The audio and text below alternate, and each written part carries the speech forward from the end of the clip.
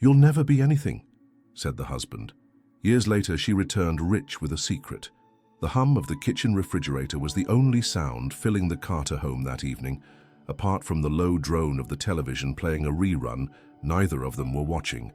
Emily sat curled on the worn-out edge of their brown corduroy sofa, her knees tucked under her, fingers nervously tracing the rim of her mug. The chamomile tea inside had long gone cold. Across the room, Ryan was tapping numbers into a calculator, his eyes hidden behind thin-framed glasses, expression as lifeless as the spreadsheet glowing on his laptop. "You're not listening," Emily said, her voice breaking through the stale air like a dropped glass. Ryan didn't look up. "I am." "No, you're not. You never are." Her words came out sharper than she intended, tinged with the fatigue of repetition. She had practiced this conversation in her mind for weeks, maybe months. Tonight it had to mean something. He sighed, finally meeting her eyes. "Emily, we've talked about this." "No." "I've talked, you dismiss." Her voice rose, but not in anger, in desperation. "I want to do something that matters. I want to try this business idea. You have a job. I file invoices and order toner for a man who forgets my name. I'm not asking to blow our savings on some fantasy. I just want a chance. I want to create something." Ryan snorted. "You? Create something? With what money, what time, what skills?" She flinched, the words slicing deeper than intended. "You don't think I can do it?" "I think you live in a dream world," he said flatly. "You've always been like this, floating ideas with no follow-through. You don't know what it means to work for something. You wouldn't last a week trying to start a business." Emily's knuckles whitened around the mug.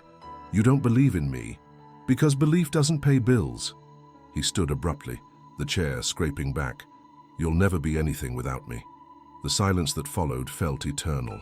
The heater clicked on, filling the room with a low mechanical hum, but even that seemed to bow under the weight of his words.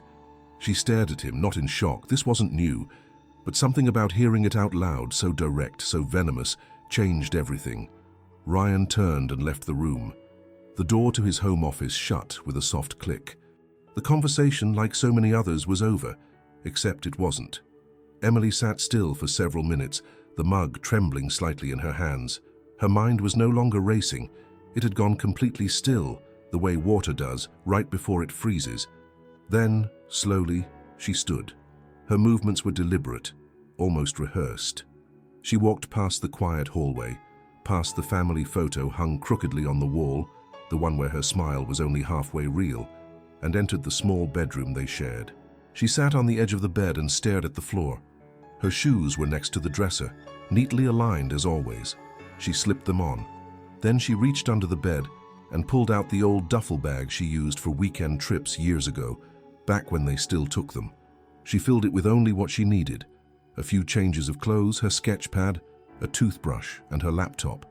There was no drama, no screaming, no slamming doors.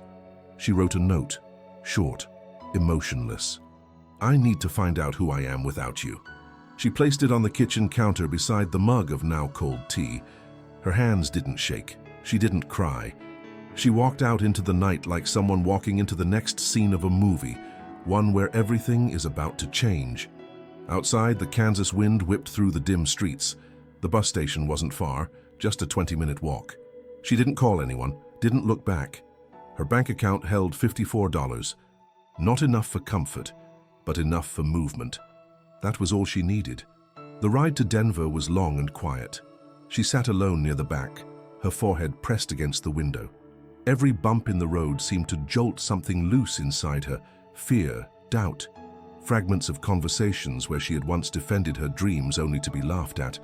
But underneath all of that, something else flickered, something that had once been bright and relentless, but had dimmed over the years. Will. She didn't know anyone in Denver, had no job lined up, no plan except to try. Try harder than she ever had. Try until she had nothing left. Because staying meant slowly disappearing. And if she was going to vanish, she'd rather do it on her own terms. At the bus terminal, she stepped into the cold morning air with her duffel slung over one shoulder. The sun was just beginning to rise, painting the horizon in soft hues of gold and pale orange. The city around her stirred with indifferent life. Strangers passed without a glance, cars honked, birds scattered from power lines. She took a deep breath, letting it fill every hollow part of her that had gone numb over the years. She walked to the nearest shelter. It wasn't much, just a cot, a blanket, and a shared bathroom, but it was a beginning. That night she lay staring at the cracked ceiling, listening to the soft breaths and occasional coughs of the women around her. Her stomach ached from hunger, but her chest burned with something she hadn't felt in years. Hope, not the loud, euphoric kind, the quiet, stubborn hope that roots itself deep and refuses to die. That night, Emily made a decision that would change her life, but no one, not even she, knew just how far it would go. The wind in Denver cut sharper than she expected. It whistled between buildings, sneaking into her borrowed coat like invisible needles. Emily had never felt that kind of cold before. Physical, yes, but also emotional. She had left behind everything familiar, the creaky floorboards of their Kansas house, the smell of Ryan's cologne, even the rhythm of her old life, where disappointment was predictable. Now, in the middle of a city that didn't know her name, she had nothing to ground her but the stubborn beat of her own heart. She arrived at the shelter a few minutes before they locked the doors for the night. The intake worker, a middle-aged woman with tired eyes and a warm voice, handed her a clipboard and spoke softly. "Fill out what you can. You don't have to write everything. Just something." Emily nodded, her fingers stiff from the cold as she gripped the pen. She stared at the form, the words blurring: name, date of birth, emergency contact. She paused at that last line. There was no one she wanted to list, no one who would answer. She left it blank, turned in the clipboard, and followed the worker to a back room lined with cots and thin folded blankets. The room smelled of bleach and something faintly sweet, maybe someone's cheap perfume. Around her, women of all ages and backgrounds settled in for the night. One had a shopping cart parked next to her bed, filled with everything she owned. Another clutched a Bible and whispered prayers into her pillow. They all had different stories, different pain. But none of them looked surprised to see someone like Emily walk through the door. She lay down fully clothed, her duffel bag as a pillow, one arm looped through its strap. Her laptop was tucked deep inside, wrapped in a hoodie for protection. It was her only valuable possession, the tool she clung to not just for comfort but for possibility. Sleep did not come easily. Her body was exhausted, but her mind was lit with a kind of terrifying clarity. She had left. She had walked out. The enormity of that act settled over her, like the scratchy blanket she pulled to her chin. She could still hear Ryan's voice in her head, repeating that one sentence like a curse: "You'll never be anything without me." The words stung, but they no longer held power. She had left not to escape them, but to fight them. The next morning she rose early, washed her face in the communal bathroom, and slipped out before dawn. She had $54, enough to stretch for a few days if she was careful. She found a diner with a free coffee refills sign and bought the cheapest thing on the menu: toast. She sat in a corner booth with her laptop open, sipping coffee slowly, stealing Wi-Fi. Her fingers hovered over the keyboard. She didn't know what to do next. No plan, no mentor, no fallback, but she had ideas, scraps of thoughts she had jotted down in notebooks back home, dreams never spoken aloud. She opened a new document and titled it Project Start. Then she started typing. By noon, her coffee was long cold and her plate empty, but she had pages of notes, rough ideas for a website, sketches for a logo, outlines of blog topics. It wasn't a business yet, it wasn't anything, but it was something more than she had yesterday. That night she returned to the shelter, worn and hungry, but with a faint buzz in her chest. Day 2 brought more coffee, more sketches, more searching online for free resources, templates, how-to articles. She stayed at the library for hours, eyes dry from the screen, but mind alive. Her money dwindled. She stopped eating regular meals.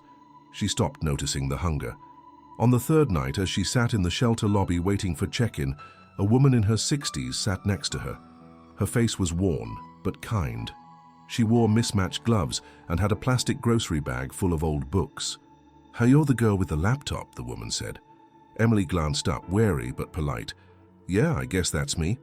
I saw you at the library yesterday. You were drawing something." Her voice was quiet but deliberate, looked important. Emily offered a tired smile. "Just a project." The woman tilted her head. "Well, it looked like something the world needs." Then she stood and walked away, just like that, leaving Emily alone again. But something had shifted. It was just a compliment. A few words from a stranger, but for Emily it felt like a spark in a pitch-black room. Someone had seen her, not pitied her, not dismissed her, but seen her trying, and believed it mattered. Back in the sleeping room, with her back pressed against the cold cinder-block wall, Emily reopened her laptop. Her fingers moved faster now. She changed the title of her document. It no longer said, Project Start. She renamed it, Inner Bloom. She didn't have a full plan, or even a way to launch anything. But the concept was there. A digital platform for women who had been silenced, dismissed, overlooked. A space for stories, for support, for tools that helped rebuild confidence from the inside out. She imagined videos, coaching modules, forums, virtual meetups. She imagined other women like her, sitting in small rooms with nothing but a laptop and a hope they barely dared to name. She imagined reaching them, showing them that change was possible, even with nothing.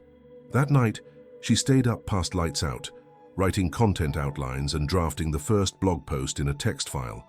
She had no site yet, no domain, no money to build anything, but the words were forming, and that was enough to keep her going. The next morning, the shelter coordinator handed out a list of community resources. One of them caught Emily's eye, a small non-profit offering grants to women entrepreneurs. It was a long shot. She had no real business plan, no bankable history, no collateral, but she wrote down the website anyway and, after a long walk to the nearest library branch, submitted the application. She filled it out honestly. She explained her idea in plain terms. She didn't try to sound corporate or polished. She wrote from her gut. When the form asked for her mission, she wrote, "To remind women they are not what others say they are who they choose to become." She hit submit. Then she closed the browser and walked away. She didn't expect anything. In fact, by the end of the week, she had nearly forgotten she applied. Her focus shifted to survival. She ran out of money. She relied entirely on the shelter. She bartered tech help for extra food. She worked on her website designs in the free hours between errands and shelter restrictions. Days blurred into one another. Cold mornings, long hours staring at screens, whispered prayers in the dark. She kept building even when it seemed ridiculous, even when doubt crept in like frost under the door. 2 weeks passed, then 3. And then, on a quiet Wednesday morning, she checked her email at the library. Subject line, "Congratulations, your grant application has been accepted." Her heart stopped. She clicked the message with trembling hands. The body of the email was short, direct. She had been awarded a small startup grant, $3,000. It wasn't life-changing in the grand scheme, but to Emily it was everything. She stared at the screen, blinking back tears. Around her, the world moved normally. A teenager giggled into a phone. A man sneezed loudly 3 tables over. But inside her, something seismic had shifted. She wasn't just surviving anymore, she had a chance, and she would not waste it. The Denver Library became her sanctuary. With the shelter still her only stable place to sleep, Emily structured her days around the library's hours. Each morning, she arrived early enough to claim her favorite corner spot, a small desk near the 3rd-floor window with just enough sunlight and distance from the public terminals that privacy felt possible. She would plug in her battered laptop, unwrap it from the hoodie she used to protect it, and begin the routine that kept her grounded. Checking the grant email again, rereading the confirmation to make sure it was real, and then diving into her work. There were no luxury tools, no mentors, no startup incubators offering guidance. It was just Emily, navigating through free online design platforms, bootstrapped branding ideas, and countless YouTube tutorials. She taught herself how to register a domain name. She learned the difference between front-end and back-end web development, just enough to understand templates and plugins. The name Inner Bloom had come to her like a whisper, but now it became a brand she was shaping with every hour of effort, every dollar stretched to its limit. She used part of the grant money to buy a basic website builder subscription and an affordable domain. With trembling hands and tear-glossed eyes, she clicked the publish button. It was still rough, still missing features, but it was real. Inner Bloom existed, not just in her mind, but on the internet. She had created something that belonged to her, something that no one could mock or dismiss. One Thursday afternoon, while sketching out user flows on a borrowed sheet of graph paper, a woman who looked to be in her 70s leaned over from the next table. She wore a heavy maroon scarf wrapped 3 times around her neck and fingerless gloves that revealed hands swollen by arthritis. Her grey hair was pulled into a low bun, and her eyes held the kind of gentle wisdom only time can bestow. "That looks like something the world needs," the woman said softly. Emily looked up, caught off guard. "Excuse me?" The woman pointed at the sketch. "That thing you're designing. I've seen a lot of people come in here wasting time. You're not one of them. Keep going, dear." Emily's throat tightened. She managed a small nod and whispered, "Thank you." The woman simply smiled and returned to her book, never saying another word. It was nothing more than a passing comment, 15 words at most. But for Emily, it landed like a lightning bolt. She hadn't realized how badly she needed someone, anyone, to see her, to recognize the effort behind the exhaustion. Those words echoed in her mind as she walked back to the shelter that evening. "That looks like something the world needs." It became her new mantra, the phrase she repeated whenever doubt crept in. That night, she wrote her first blog post for Inner Bloom. She titled it, "Starting Over Isn't Weak, It's Brave." It wasn't polished. The grammar wasn't perfect, but it was raw and real, a reflection of the journey she was walking. She wrote about failure, about being told you were nothing, about leaving without a safety net. She wrote about the fear that accompanied every step forward and the quiet victories that made it worth it. She hit publish before she could overthink it. The post went live. Her website now had a voice. The next day, she created social media accounts for Inner Bloom, starting with just a logo and a bio, helping women rediscover who they are, one brave choice at a time. There were no followers, no likes, but it didn't matter. She was building something. Over the following weeks, Emily used the remaining grant funds with careful intention. She purchased a second-hand camera and a tripod to record video content. She borrowed editing software through a free trial and filmed in the public library's media room during designated hours. Her first video was a simple introduction, just her, speaking to the camera, explaining why Inner Bloom existed. Her voice wavered, but her eyes held a quiet fire. Slowly, something incredible began to happen. Women, strangers, started commenting on her blog. A woman from Oregon wrote, "I thought I was the only one."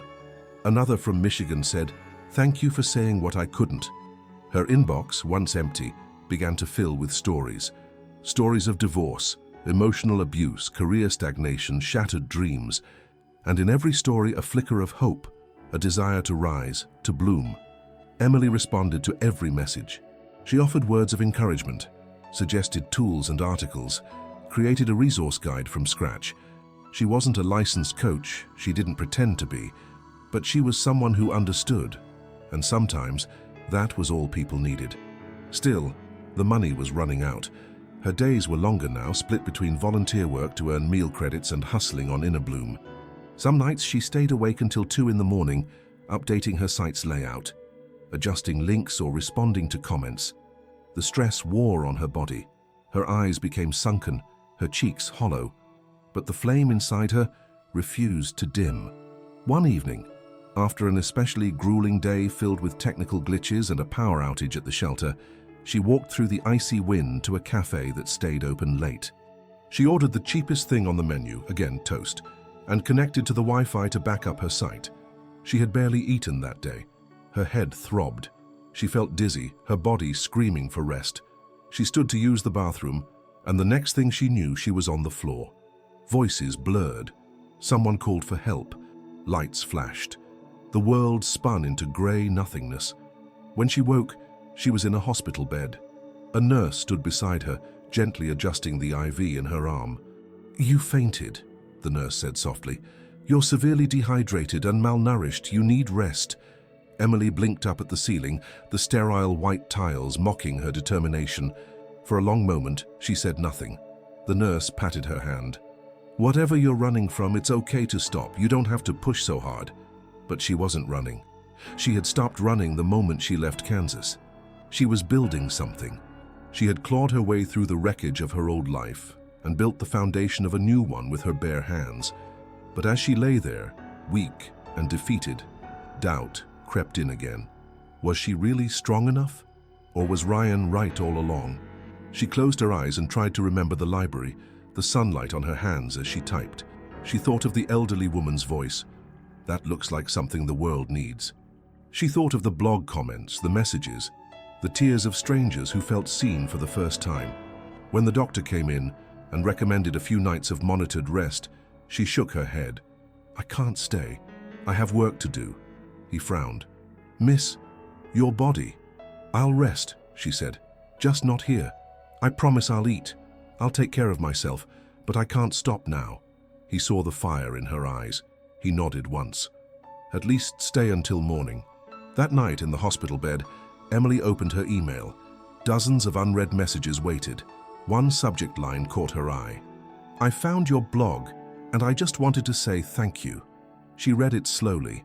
A young woman from Chicago wrote about being stuck in a loveless marriage, afraid to leave. "Reading your words felt like breathing again," the email said. "You gave me hope." Emily closed her laptop and stared at the ceiling, tears tracing silent paths down her cheeks. She wasn't just trying to survive anymore. She was starting a movement. One woman, one story, one heartbeat at a time. Emily left the hospital with instructions tucked in her coat pocket. Drink water regularly, eat 3 balanced meals a day, rest when possible. They might as well have been written in a foreign language. Her life didn't allow for rest or routine. Still, as she stepped back into the freezing Denver wind, she felt strangely steadier. The fall had reminded her that even determination had limits. She needed to treat herself like someone worthy of care. She needed to stop confusing exhaustion with progress. With her body weak but her resolve renewed, she returned to the shelter and spent the next 2 days doing nothing but sleeping and rehydrating. It was the first time since arriving in Denver that she gave herself permission to pause. When she awoke on the 3rd morning, her limbs still ached, but her mind was sharper than it had been in weeks. The fog of burnout had lifted just enough for her to see what she had built so far and where the gaps remained. The Inner Bloom website, though still modest, was functional. Her blog posts were gaining traction, shared in small women's Facebook groups, passed along via DMs. The grant had allowed her to buy decent hosting, basic branding assets, and a few pieces of used equipment. But now the money was gone, completely. Her hospital visit hadn't cost her thanks to emergency care policies, but it reminded her that she was still walking a tightrope. One misstep, one illness, one missed opportunity, and everything could come crashing down again.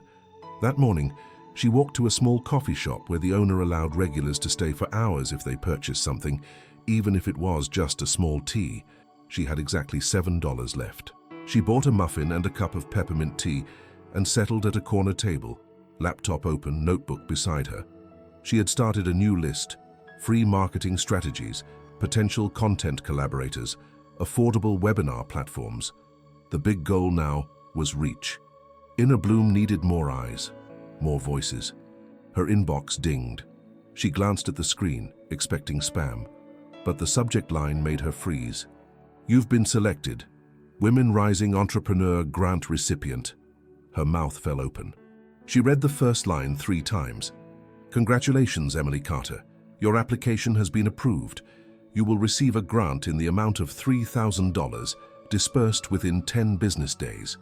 At first, she thought it was a mistake. She hadn't applied for another grant. But as she scrolled, she saw it. An auto-submission she'd opted into when applying for her first grant weeks ago.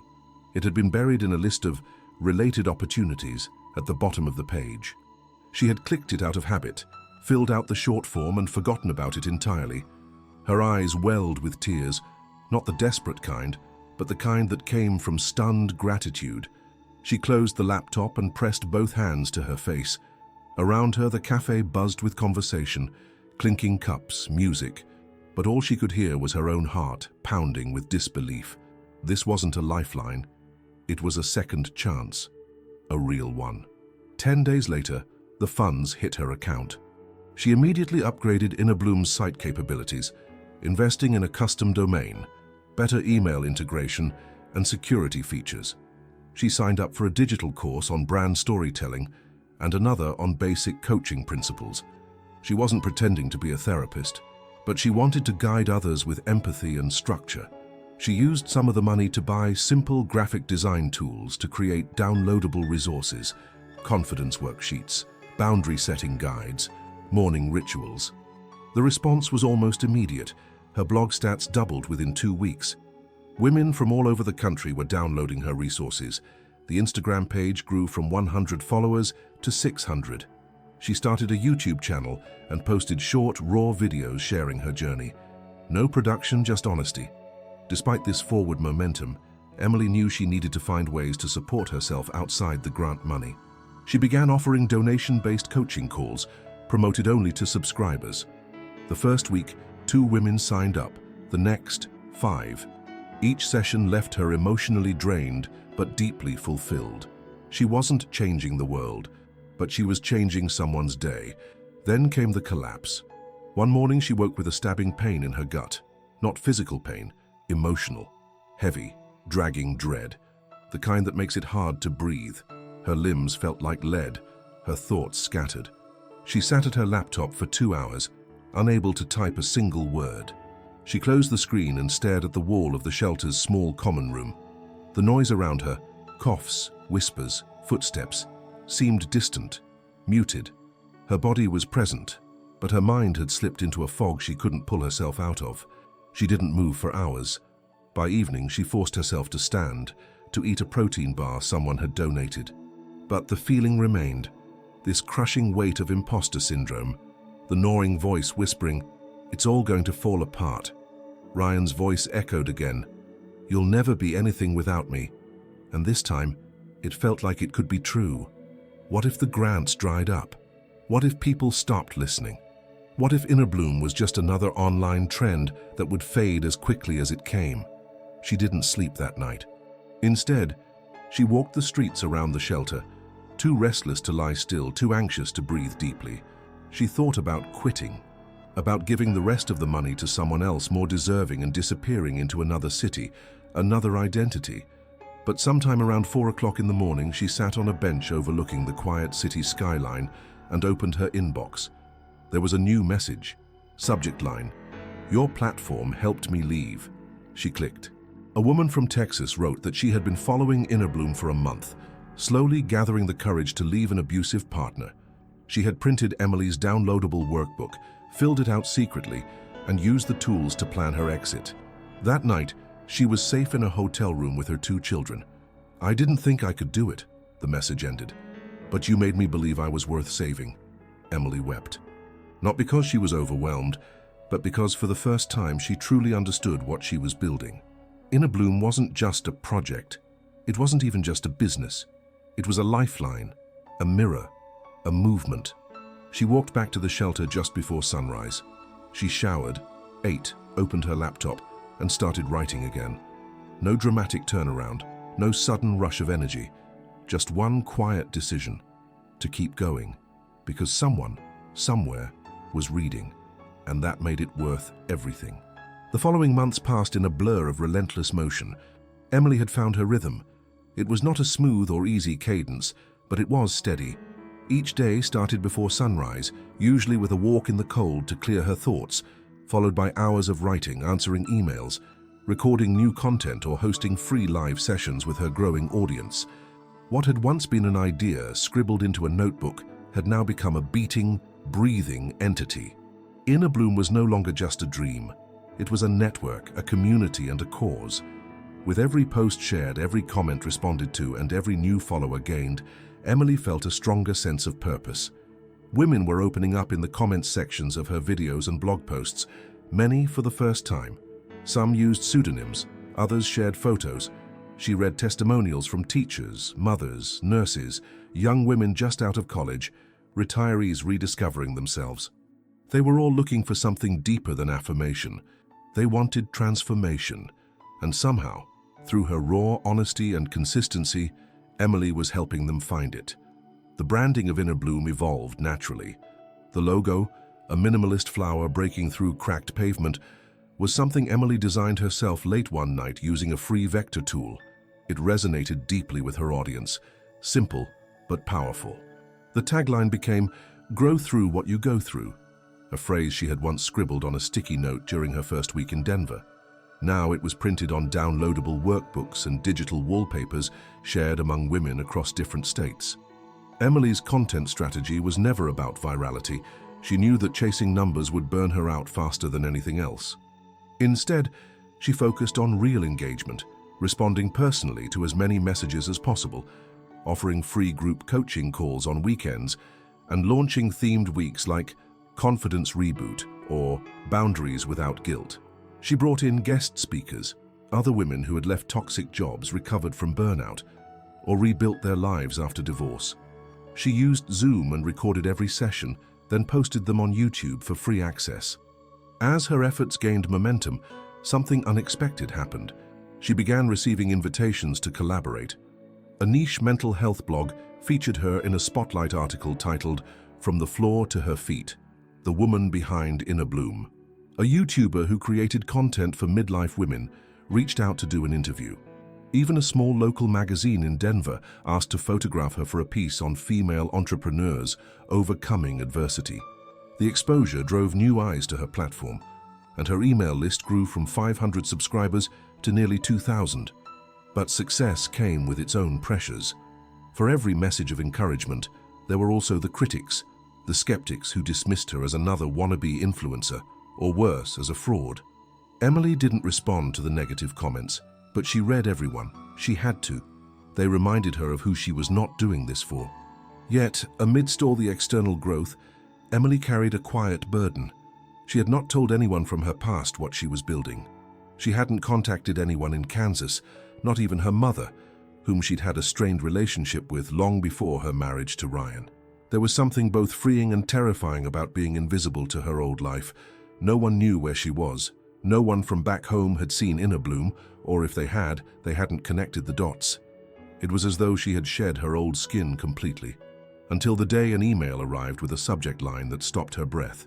"Is this Emily Carter, from Kansas?" She stared at it for a full minute before opening it. The message was short, polite, and unsettling. "Hi, I came across your platform while looking for support for women going through transitions. I saw your name and thought it might be you. I'm Claire, Ryan's sister. I'm sorry if this is weird, but I really needed help and didn't know where else to turn. I didn't realize you were the founder when I signed up." Emily's fingers hovered over the keyboard. Claire. She hadn't thought about Claire in so long. They had never been particularly close. Claire was kind but distant. She had always seemed overshadowed by her family, quiet at dinners, rarely speaking unless asked a direct question. But now she was reaching out, unknowingly seeking help from the very person her brother had tried to erase. Emily didn't reply immediately. She reread the email several times, trying to decipher its tone. It seemed genuine. It seemed lost. She checked the Inner Bloom member list and found Claire's sign-up. It was under a different email, with no profile photo, no identifying details. She had joined the Reclaiming Confidence Week and had left a few comments, nothing revealing, just gentle encouragements to others in the group. That night, Emily couldn't sleep. Her mind buzzed with the implications. If Claire was struggling, what did that say about the rest of the family, about Ryan? Had anything changed? She didn't want to care, but part of her did. The idea that Claire might be facing a version of the same emotional erosion she had endured made Emily feel protective and also wary. She knew how manipulation worked. She knew how information could be weaponized. But she also knew what it felt like to have no one to talk to. She made a decision. The next day, she created a new Inner Bloom identity, an anonymous founder voice. For the first time, she hosted a coaching session not as Emily, but as the founder. She used voice filters and didn't show her face, framing it as a safe, distraction-free environment for focus. Claire attended. Her name popped up in the participant list, and Emily's stomach flipped. But she remained steady. She facilitated the session like she always did, guiding discussions, answering questions, encouraging women to share their breakthroughs. At the end, Claire unmuted. Her voice was hesitant, but clear. "I just want to thank whoever's behind this. I didn't know how much I needed this. I've been stuck in a relationship that makes me feel small, invisible. My family doesn't understand. I didn't realize how heavy it had all become until I heard other women speaking their truth. So, thank you." Emily muted her own mic and sat in silence, hands trembling. She had heard that tone before, frustrated vulnerability wrapped in shame. It was the same tone she had once used when explaining to Ryan why she felt empty, only to be met with indifference. Claire was, in her own way, trying to surface from the same darkness. After the session, Emily opened a draft email. She hesitated. Then she typed, "Claire, it is me. I saw your message. I've been here building this quietly. I didn't plan to tell anyone back home, but I think you should know. I see you, I hear you, and I believe you." She hit send. The screen blinked. The message was gone. And just like that, the past reached into the present, not with accusation, but with possibility. She didn't know what Claire would say. But for the first time since leaving Kansas, Emily felt ready to face what might come. The response came less than 24 hours later. It was longer than Emily expected, and far more vulnerable than she could have imagined. Claire's email didn't start with shock or accusations. It began with gratitude. She wrote that discovering Inner Bloom had been like opening a window in a room she didn't realize was suffocating her. She admitted she hadn't known what happened to Emily after she left Kansas. Ryan's version of the story had been vague, shaded with hints of shame, as if Emily had simply given up on everything and everyone. No one had questioned it. Why would they? Ryan was calculated, quiet and composed, always appearing rational, never angry, never outwardly cruel. His calm had masked his cruelty. Claire wrote that her own relationship had become a mirror of what she suspected Emily had once endured. Not with Ryan's brother directly, but with the entire structure of expectations around her. The marriage, the family culture, the passive-aggressive comments at dinners, the invisible rules she was expected to follow. Slowly, she had begun to feel irrelevant in her own life. What she felt, what she wanted, what she feared, none of it mattered as long as she performed the role expected of her. Her voice had grown quieter each year, until one day she couldn't remember what it sounded like. Reading the Inner Bloom blog posts had been her first jolt awake.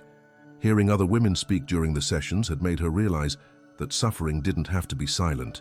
And seeing Emily behind it all, seeing the woman everyone back home had dismissed and pitied, now standing as a guide for others, shattered something open in her. "I'm sorry," Claire wrote, "for not seeing you when I could have, for not asking more questions, for believing what I was told instead of wondering what wasn't being said." Emily read the message twice, then again. Her chest tightened, not from anger, but from the weight of validation. She hadn't realized how much she needed someone from her past to acknowledge what she had lived through, not to apologize for Ryan, but to recognize her version of the truth, to make it real, not just in her own mind, but in someone else's memory. Over the next week, they began corresponding. Carefully, cautiously, Emily kept the conversation centered on Claire's experience, her needs, her thoughts, her process.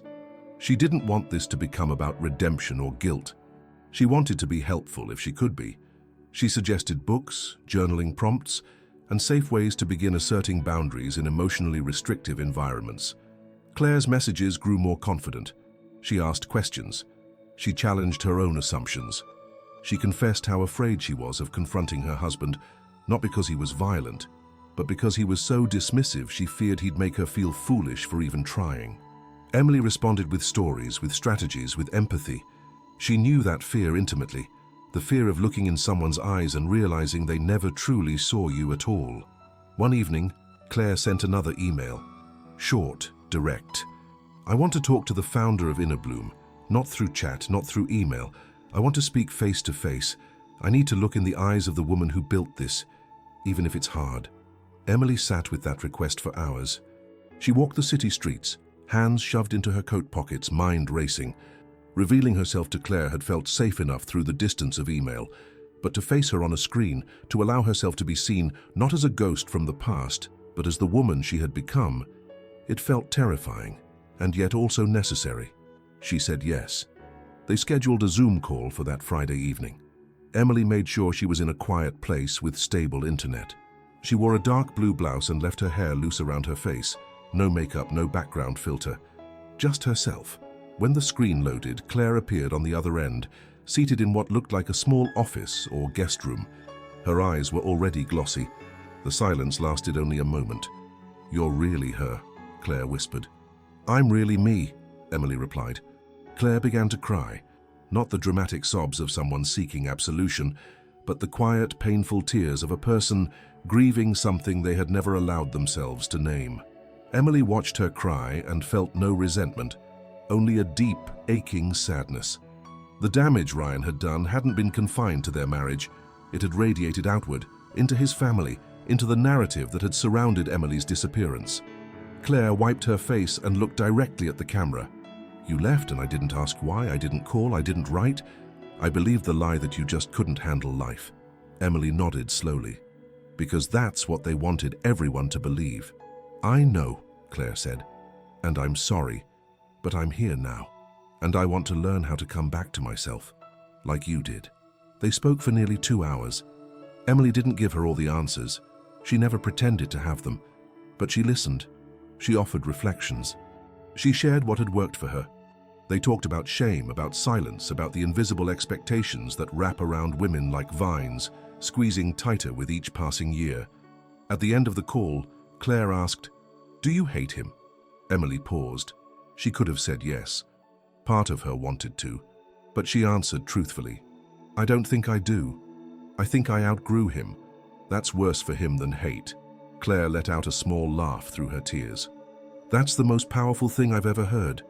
After the call ended, Emily sat in the dark for a long time. Her laptop screen had gone to sleep, but her thoughts were wide awake. She had expected closure to feel like a door slamming shut. Instead, it felt like opening a window, letting fresh air into a room she hadn't realized was still holding the scent of the past. In the days that followed, Claire became a more active participant in the Inner Bloom community. She joined group chats, contributed during live sessions, even offered to moderate one of the forums. She never once mentioned Emily's real identity. She respected the space as it was meant to be, a sanctuary for healing, not gossip. But back in Kansas, something was stirring. Claire, in a moment of fury and courage, told Ryan what Emily had built. She didn't do it for revenge. She did it because she needed to name the truth aloud to someone who had spent years pretending it didn't exist. She told him that Inner Bloom was real, that it was helping thousands of women, that it had been founded by the wife he had belittled, dismissed, and abandoned. Ryan laughed. He said it sounded like a scam, a blog with a logo and some sad stories. He told her not to embarrass herself by believing in that kind of nonsense. But the more he spoke, the more his words revealed his fear. His sarcasm was too forced, his dismissal too immediate. Claire saw through it. She didn't argue. She didn't defend Emily. She just said, "You'll see." And Ryan would see, just not in the way he expected. Because the world was beginning to take notice of Emily Carter, and the next time her name appeared, it wouldn't be in hushed tones of family gossip. It would be in headlines, on banners, in rooms where his voice no longer mattered.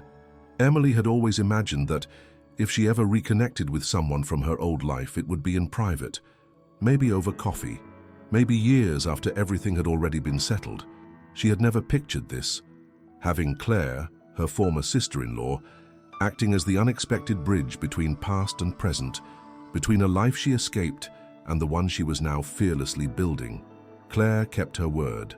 She didn't expose Emily publicly, didn't speak her name within the Inner Bloom community, and never crossed the line of trust that had been so fragile at the start. But privately, she was beginning to speak out. Not just to Emily, but to others back home. She was confronting people with uncomfortable truths, things they hadn't wanted to acknowledge about the dynamics in their family, about how Emily had been treated, and about what it meant to finally break free. It didn't take long for Ryan to hear about Inner Bloom again. This time, not as a vague mention in an email or a casual comment from Claire, but as a direct confrontation. Claire had gone to dinner with their parents, a routine family obligation she never enjoyed. The conversation had turned to gossip about someone else's daughter who had just dropped out of law school to start some silly online thing. The tone was judgmental, dismissive, and soaked in superiority. Claire had stayed quiet until their mother made an offhanded remark about how women these days think a blog makes them a businesswoman. Claire put down her fork. Emily started a blog, and she turned it into a platform that's helping thousands of women. She's not silly and she's not invisible. The table went quiet. Ryan looked up from his plate, his expression unreadable. "What are you talking about?" Claire leaned in. You remember Inner Bloom? That site I told you about? She built it. Emily? The woman you said would never be anything. He scoffed, shaking his head. That's ridiculous. She revealed herself to me. We talked. She's doing real work, Ryan. She's not hiding. His face tightened. So she's out there running some pity party on the internet, pretending to be a hero. She doesn't pretend anything, Claire replied calmly. You did, for years. He pushed back his chair and left the table, the conversation over before it truly began. But the impact had already landed. For the first time, someone in Ryan's circle had challenged his version of events. For the first time, someone had chosen to believe Emily instead of him. Later that week, Emily received an unexpected message. It came from an email address she hadn't seen in over a year. The name in her inbox made her stomach flip. Ryan Carter. The subject line was blank. The message itself was short. So I guess you proved me wrong. Must be nice to have luck on your side. That was all. There was no greeting, no sign-off, no apology. Just that thin, acidic line meant to claw back some control by reducing her journey to mere luck. Emily stared at the words, her pulse steady, her face expressionless. She didn't feel anger. She didn't feel fear. What she felt was pity for a man who still couldn't imagine a world where a woman's success didn't revolve around him. She drafted several replies, one where she listed every sacrifice she had made, one where she detailed every sleepless night, every moment of doubt, every inch of progress earned with blood and sweat, one where she tore apart the idea that anything about her success had been handed to her. But she didn't send any of them. Instead, she deleted the drafts and wrote a single sentence. You were wrong, but I needed that. Thank you. She sent it. There was no reply. That same night, she received a request to be interviewed on a major women's leadership podcast. It had a following in the millions. The host was known for bringing on guests who weren't celebrities, but whose stories created waves of inspiration. Someone on her team had seen the Inner Bloom video sessions and forwarded them. They were fascinated by Emily's journey, not just the dramatic escape from a toxic relationship, but the slow, honest climb that followed. The interview was scheduled for the following week. Emily prepared in silence. She didn't overthink it. She didn't rehearse. She simply revisited everything she had lived through, everything she had built. When the day arrived, she sat in a quiet studio space offered by a local community center and spoke her truth into the microphone, calm and unfiltered. She talked about leaving with nothing but a laptop and $54. She spoke about the shelter, the fear, the doubt, the grants, the collapses. She told the story of the woman in the library who offered the spark that lit the fire. She talked about building Inner Bloom from nothing. And then she paused and said something she hadn't planned. I built this out of pain, but I grew it out of love for the woman I used to be, for every woman who's still trying to believe she deserves more. The host said nothing for a full 5 seconds. That's one of the most powerful things we've ever heard on this show, she finally whispered. The episode aired 2 days later. Within 48 hours, it exploded. Clips from the interview were shared across social media, stitched into reels, quoted in tweets, embedded in blog posts. Women from every background, every age group, began using a new hashtag that one listener had spontaneously created after hearing the line Emily had delivered in the final minutes of the podcast. Now you were wrong. It spread like wildfire. Emily watched it unfold in disbelief, not because she doubted the message, but because she had never intended for it to become a movement. Yet, women everywhere were posting under the hashtag, sharing their own stories, their own turning points, their own moments of quiet defiance against voices that had once told them they would never amount to anything. A single mother in Ohio posted a photo of her bakery's grand opening captioned, "He said I couldn't do it with a baby on my hip. You were wrong." A former college dropout who had returned to finish her degree posted a picture in cap and gown writing, "They laughed when I walked away from law school, but I found my real voice. You were wrong." A recovering addict posted a before and after photo saying, "They told me I'd die in the streets. I built a life instead. You were wrong." The stories came in waves. Emily's inbox overflowed. Inner Bloom's site traffic surged. Her face, once hidden, once trembling in the shadows of uncertainty, was now being reshared on thousands of screens across the country. And back in Kansas, Ryan's co-workers were seeing those same images. So was his boss, his clients. People started asking questions. Whispers turned into conversations. Respect shifted. Emily hadn't sought revenge, but her growth had become the loudest refutation of his narrative. And there was no silencing that kind of truth. Emily had never dreamed of fame. Recognition had never been the goal. When she built Inner Bloom, it was not to become a public figure or to have her name attached to a viral hashtag. Her mission had always been clear: to create a safe, honest space for women to reclaim themselves. Yet the podcast episode had opened a door that could no longer be closed. The world was listening now. One afternoon, while checking her email in the same corner cafe where she had once collapsed from exhaustion, she found a message that made her breath catch. It was from the director of a national non-profit organization that supported women-led startups. The subject line was bold and unmistakable: Inner Bloom selected for six-figure investment and national recognition. She read the message 3 times before she fully processed it. The organization had been following her work for several months, noting the organic growth of the platform and the tangible impact it had made. The board had voted unanimously to award Inner Bloom with a 6-figure investment package to expand its services, enhance outreach, and solidify its infrastructure. The award also came with an invitation to speak at the upcoming Women's Futures Conference in New York, one of the most prominent events in the field of women's leadership and innovation. Emily sat motionless for a long moment, the sounds of the cafe fading into nothing. When she finally exhaled, it came out shaky and disbelieving. This was no longer a one-woman operation. This was no longer a hopeful experiment or an act of rebellion. Inner Bloom had become a recognized force. The next 2 weeks moved at an accelerated pace. She was assigned a team of advisors from the non-profit, legal experts, marketing consultants, digital infrastructure developers.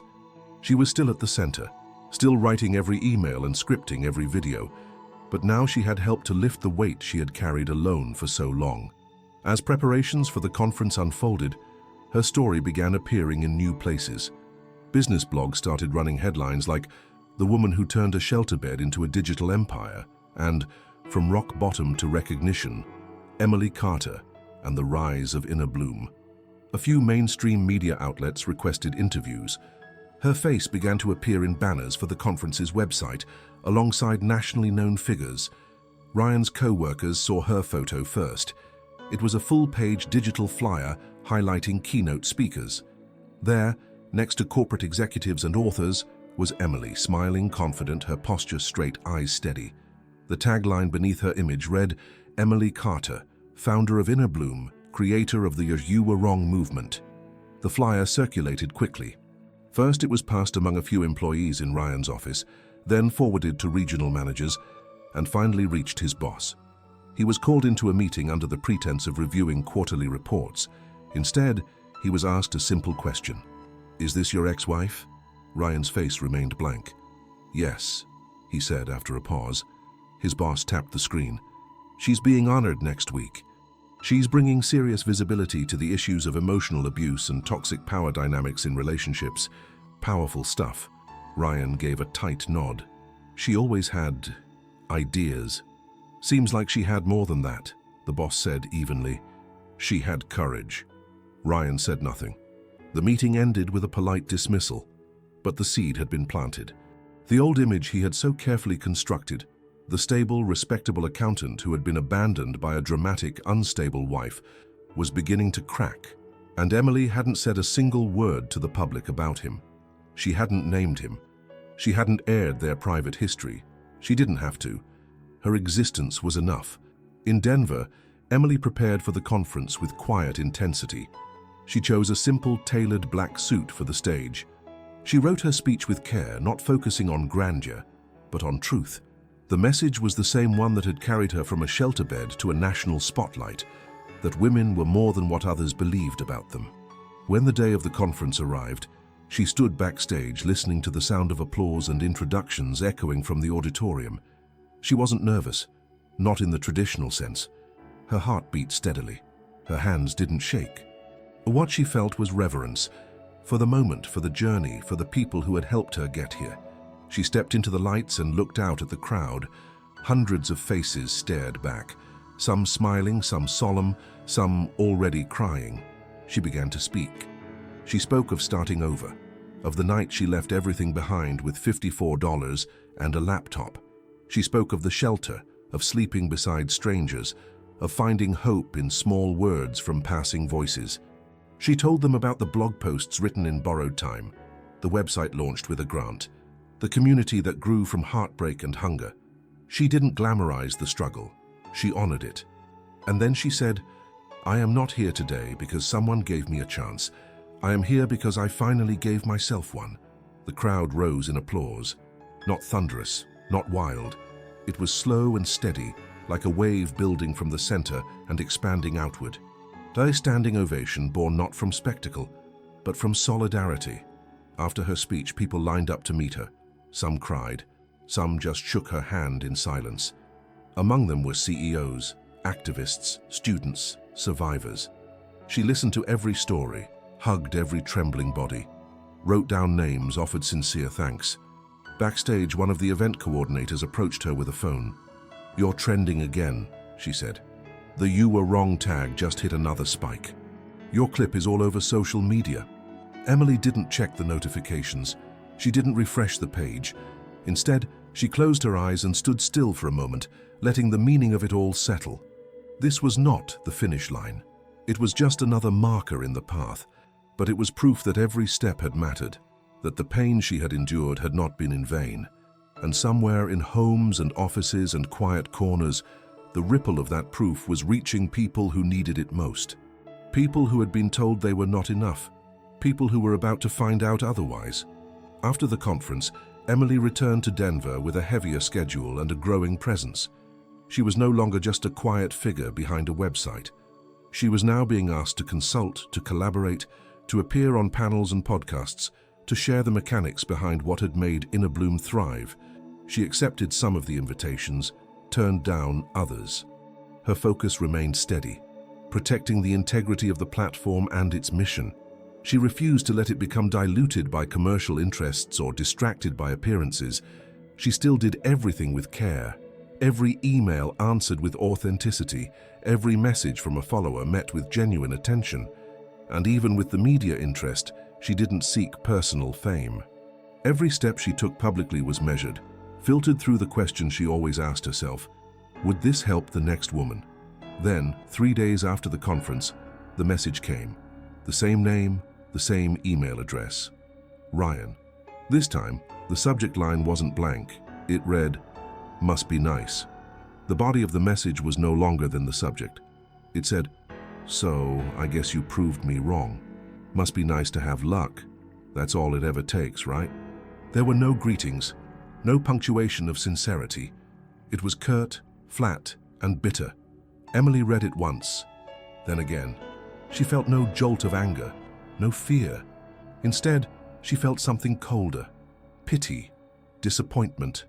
His words, once so powerful in shaping the course of her life, now read like a fading echo from a man who hadn't evolved. She imagined him behind his screen, typing that message not out of curiosity or connection, but out of desperation, a need to dismiss what he could no longer control. She opened a reply window. Then she sat with her hands poised above the keyboard, letting silence do its work. She could have ignored it. She could have written an essay filled with every scar and every triumph. She could have listed all the nights she slept in a shelter, all the times she nearly quit, all the moments she kept going when no one was watching. She could have torn apart his illusion with 1,000 sharp, true words. But none of that mattered anymore. She didn't need to convince him of anything. She didn't need his recognition, his apology, or even his understanding. He was a closed door. What mattered now were the women still searching for an exit. She wrote a single line: "You were wrong, but I needed that. Thank you." Then she sent it, and with that the past folded into itself. That same night, she received a message from a podcast host she admired, someone whose episodes she had listened to during the earliest days of building Inner Bloom. The host wrote with urgency and excitement. She had heard Emily's speech at the conference. She had read the latest round of articles. She wanted Emily on her show, not just for a 10-minute segment, but for a full feature conversation. Millions of listeners, global reach. Emily accepted. The recording took place in a quiet studio in downtown Denver. The walls were lined with soundproof padding. The microphones were polished steel, but none of that made her nervous. She sat across from the host and spoke with clarity, with poise and without rehearsal. Every word came from the center of her journey. She spoke of dignity, of loss, of rebuilding. The host asked, "What do you think changed the most in you?" Emily paused. "I stopped asking people for permission to exist. That's the change. I used to wait for someone to say I was enough. Now I wake up every day and decide that for myself." The host nodded. "What would you say to the version of you who was still in that house, hearing those words?" Emily didn't flinch. "I'd tell her to walk away sooner, and I'd tell her she wasn't crazy. She was just in a place that kept lying to her about who she was." The episode aired a week later. It went viral, not because it was dramatic, but because it was truthful. Women heard their own voices in hers. Men, too. Some wrote in, admitting they hadn't understood what emotional erosion looked like until hearing Emily's story. The hashtag #YouWereWrong resurged, trending again across platforms. And something strange began happening. People didn't just post their triumphs anymore. They started posting their beginnings, the moments they decided they were done shrinking. A teenager leaving a controlling friend group, a woman writing her resignation letter to a toxic job, a mother finally setting boundaries with her family. The movement evolved. Inner Bloom became more than a site. It became a network. Local chapters formed. Virtual meetups multiplied. Counselors reached out offering free sessions. Survivors offered mentorship. The ecosystem grew, and Emily guided it like a steady current, never the center of attention but always the source. One night, as she sat in her small apartment, now fully hers, with rent paid by her own income, she scrolled through the newest posts under the hashtag. Thousands of them, one after another. Then she stopped at a video. It was a young woman, maybe 20 years old, speaking directly to the camera. "My boyfriend told me I'd be nothing without him. I started believing it. But then I found this podcast. I heard Emily Carter talk about walking away. I listened to it a dozen times. I cried. Then I packed my things and left. I'm still scared.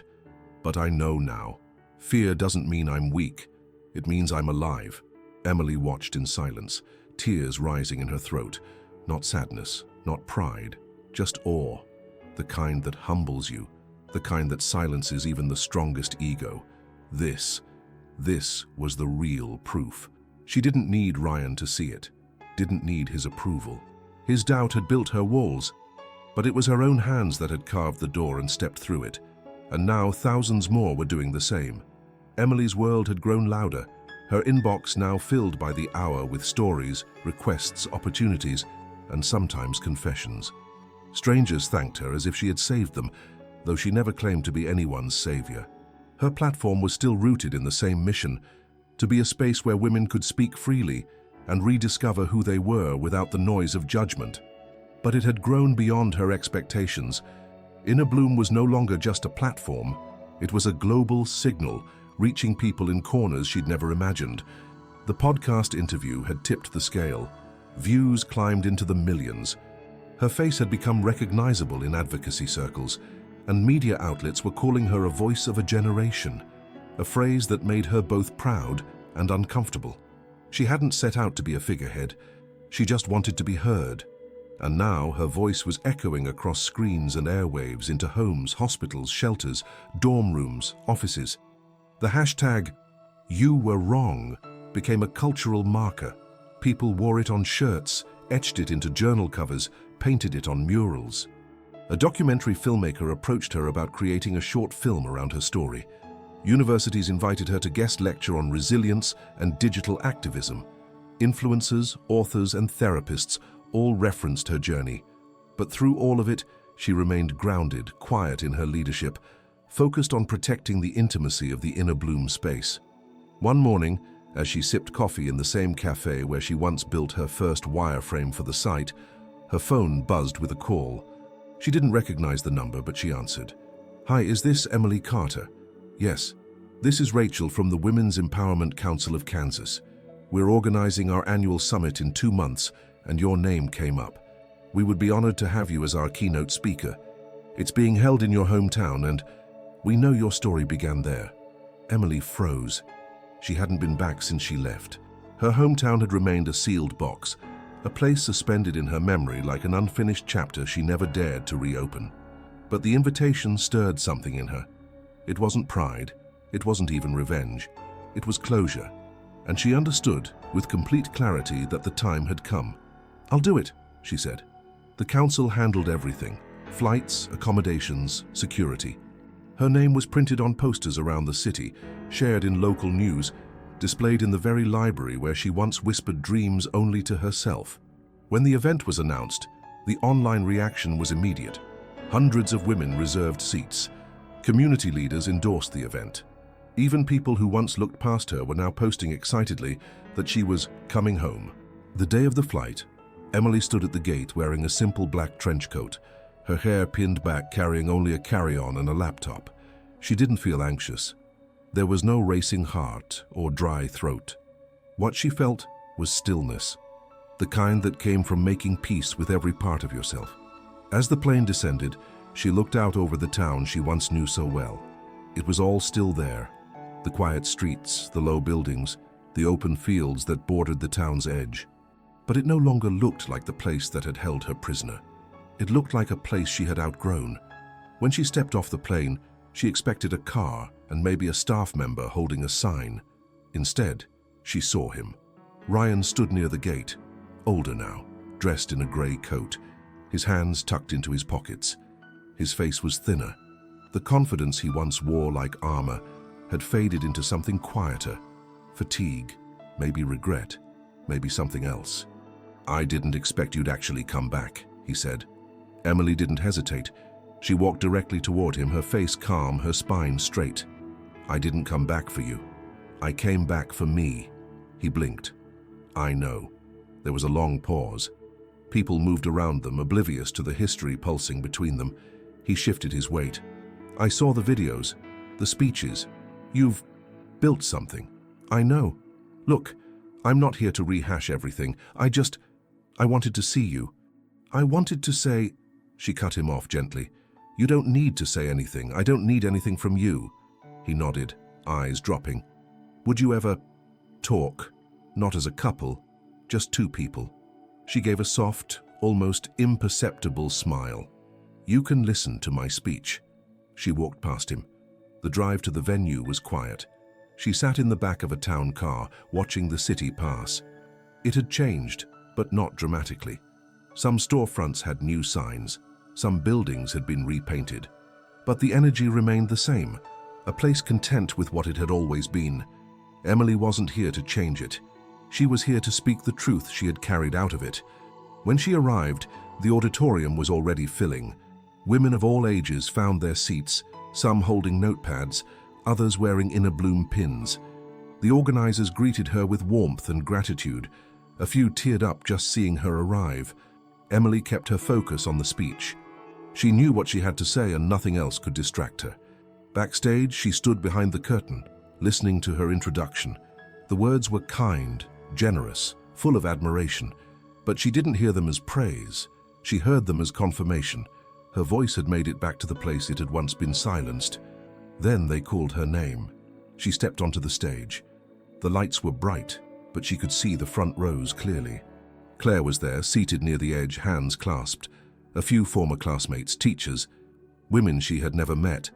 Somewhere, she was sure, Ryan was in the back, watching quietly. She walked to the podium, and she began to tell the one story she had never told before. Not online, not in interviews, not even in her most personal blog posts. She told the truth of why she left, not just because of the words spoken to her, not just because of one argument or one moment, but because deep down she had started to believe the lie.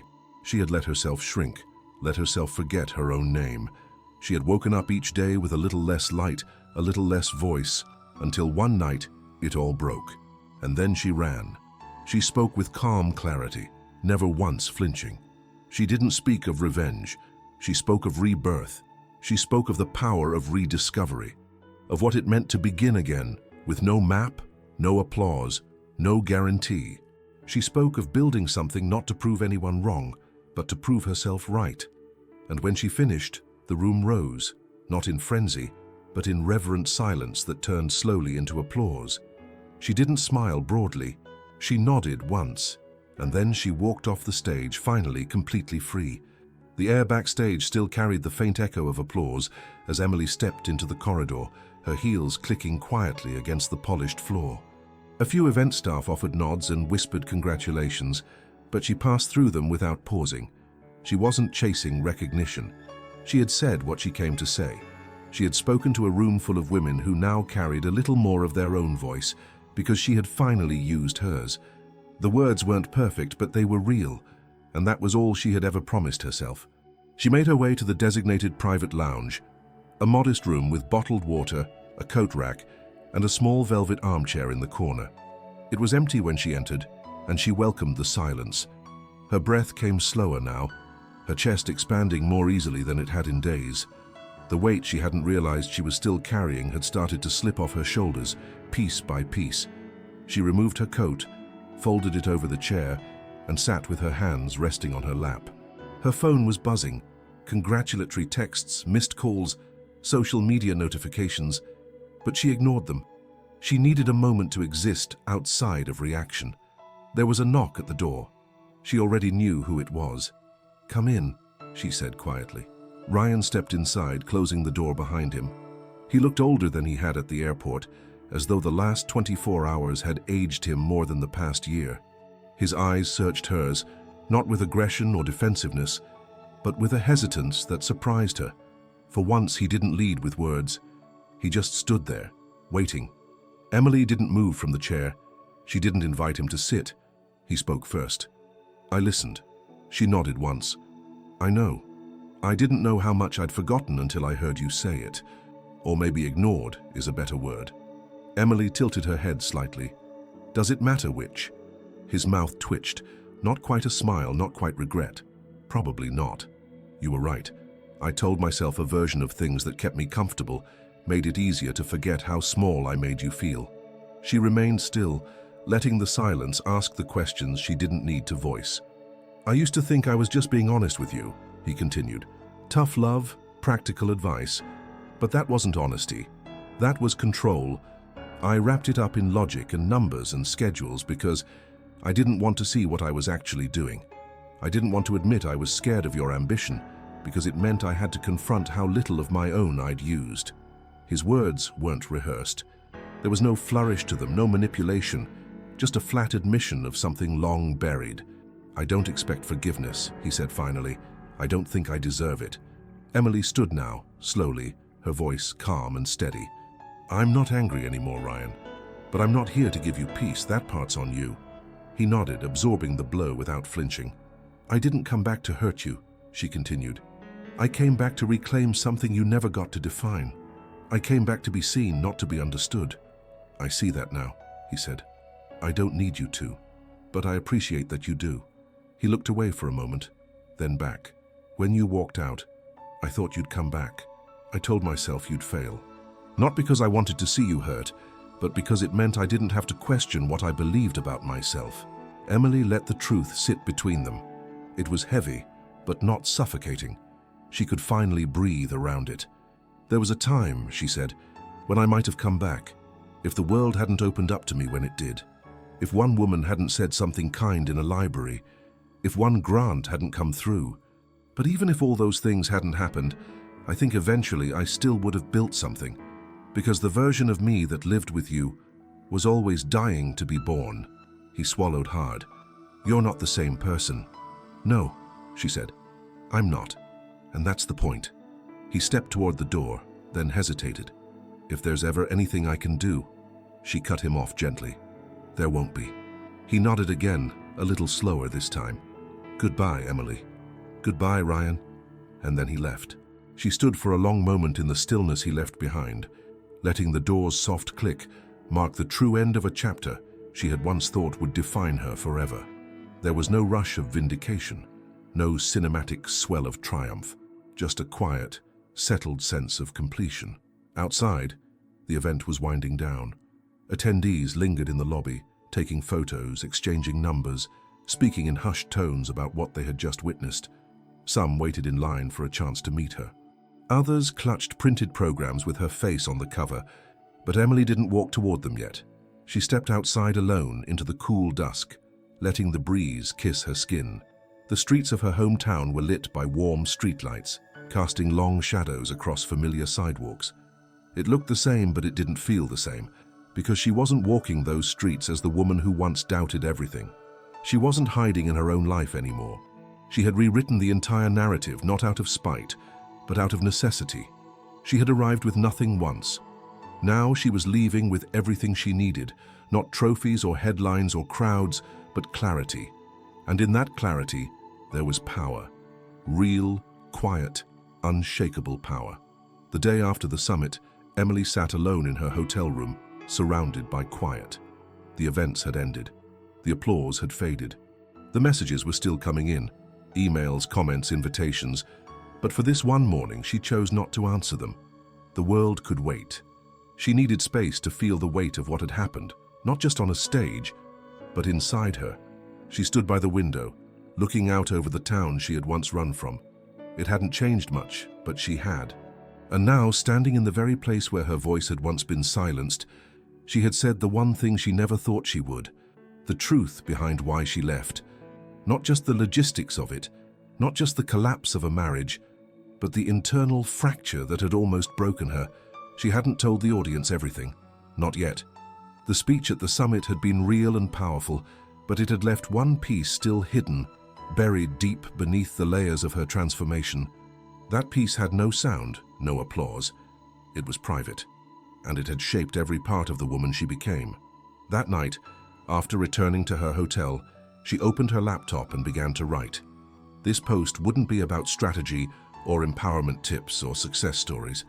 It would be about the moment she stopped believing in herself and how long it took to rebuild from that invisible collapse. She titled it, "The Lie I Believed." She wrote about the early days with Ryan, before the criticism was obvious, before the undermining words became daily background noise. She wrote about how slowly it all happened, how she had brushed off the first few comments, telling herself he was just stressed or tired or being honest, how she began to doubt her instincts, questioning her decisions, seeking approval for everything from what she wore to how she spoke in public. She described the erosion of confidence not as a single moment, but as a series of tiny compromises, letting go of a hobby because he rolled his eyes, stopping a conversation because he sighed when she spoke, rewriting a dream in smaller letters because he said it was unrealistic.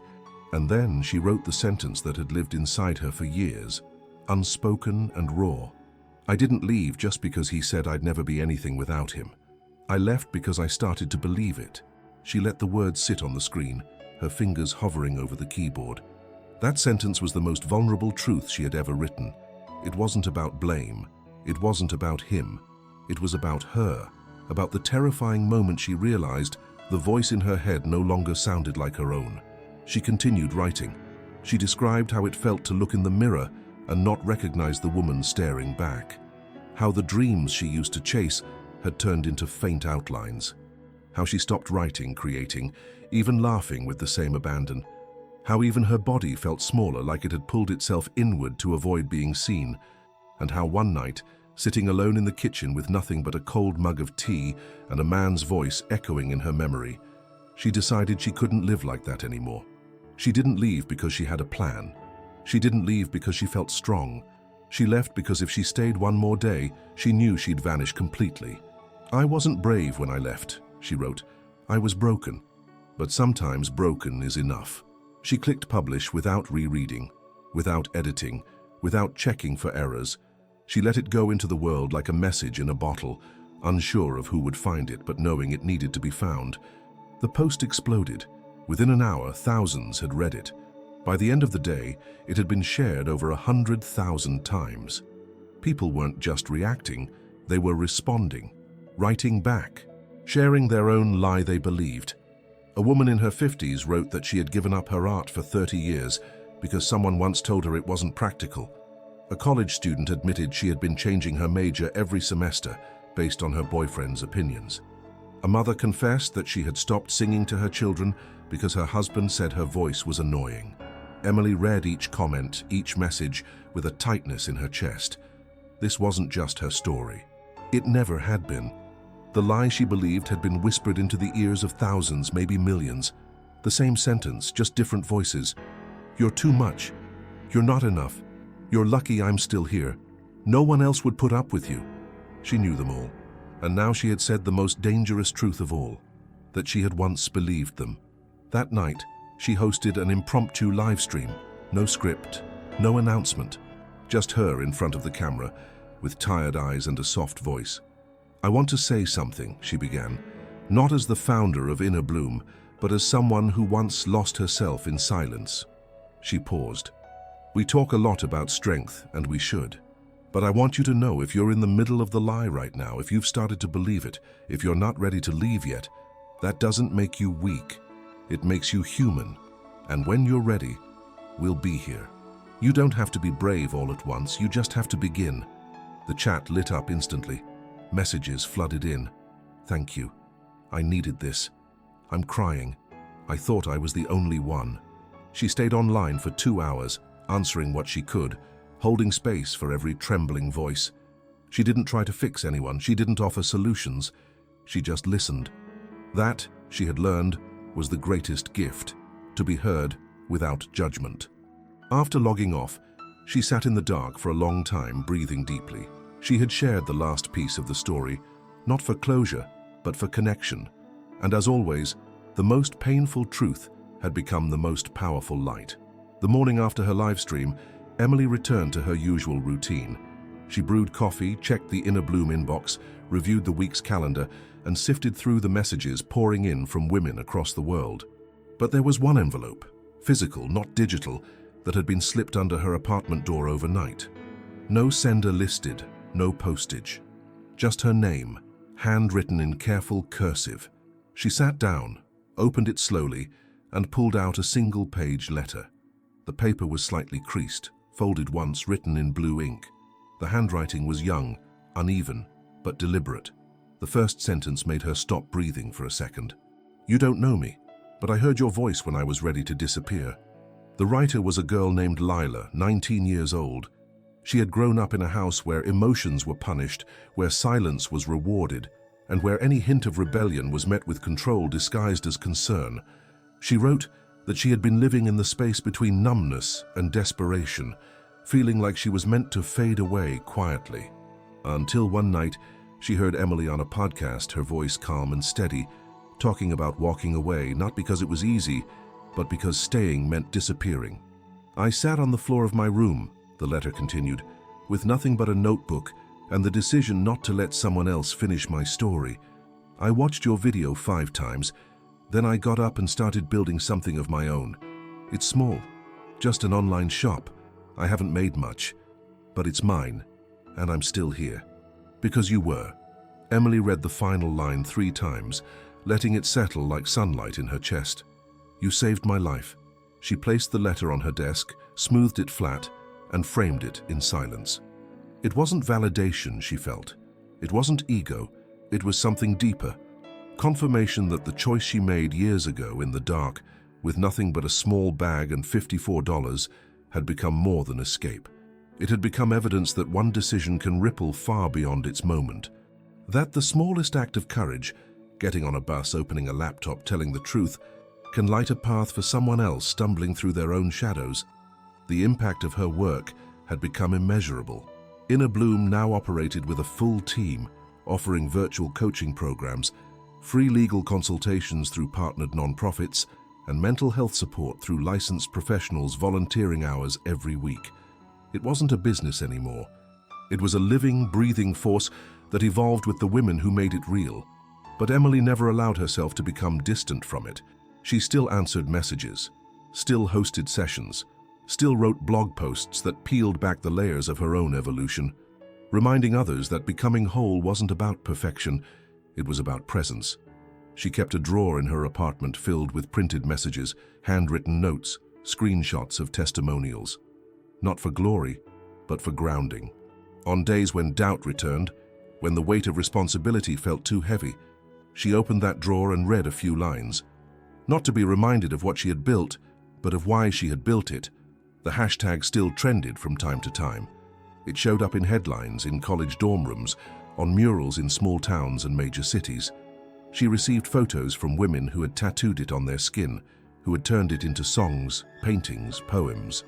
But she knew its true power wasn't in its virality. It was in the quiet moment when someone whispered it to themselves after standing up for the first time in years. Emily began speaking more intentionally. Less media, more schools, shelters, rehab centers, places where transformation hadn't yet become visible, but where the soil was ready. She never told people what to do. She simply told them what was possible, what she had seen, what she had lived, what she had lost, and what she had found again. She taught that healing wasn't linear, that bravery wasn't loud, that walking away didn't mean giving up. It meant choosing something uncertain over something guaranteed to keep hurting. She reminded women that they didn't need a grand plan to begin. They just needed one quiet truth. They were allowed to want more. Years passed. Her name became a symbol, but she remained someone's daughter, someone's friend, someone's neighbor. She never stopped seeing herself as the girl who once scribbled ideas on napkins in a diner, who built a website with borrowed Wi-Fi and sheer determination. She still passed the Denver Library sometimes, standing quietly outside the building where everything had begun. She didn't go in, she didn't need to. That part of her story had already done its work. Inner Bloom continued to grow, but its heart never changed. It remained a place where stories were told honestly, where women were not projects to be fixed, but lives to be reclaimed, where no one asked for credentials before offering support, where silence was broken and dignity restored.